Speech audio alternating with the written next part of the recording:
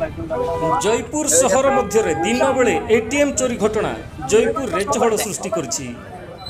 हरियाणार 2 जण व्यक्ति जयपुर पाराबड़ा स्थित एटीएम रु चोरी करथिबा बेले स्थानीय लोक तुरंत पुलिस को खबर देथिबा बेले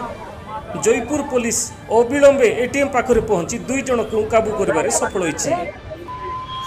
इंस्पेक्टर श्री सिद्धार्थ बेहरा तदंत आरंभ करथिबा बेले एटीएम डस्टबिन रु गोटे स्क्रू ड्राइवर पाइथिले।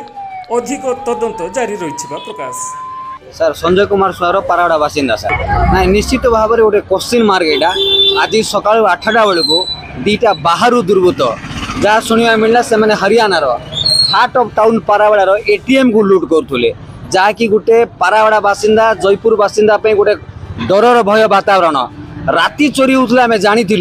सका 8टा बेलू जब चोरी होटू एटीएम निश्चित भाव में जयपुर रे गोटे अशांतिर वातावरण बहुत दिन है पड़ी आज्ञा थाना जातीय राजपथ अल्प दूर मात्र ना निश्चित माने थाना मात्र 100 मीटर दूर रे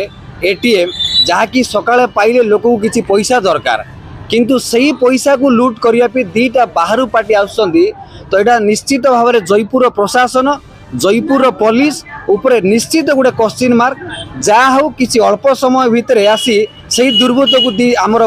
टाउन पुलिस माने ताकू धरी सेटा गोटे गुड न्यूज किंतु एतिकी आम अनुरोध करूँ कि पुलिस प्रशासन को राति छड़ा दिन बेले पेट्रोलिंग निहाती हवा दरकार नहेले जयपुर वर्तमान अशांतिर वातावरण आम निजको असुरक्षित मन करूँ आज्ञा।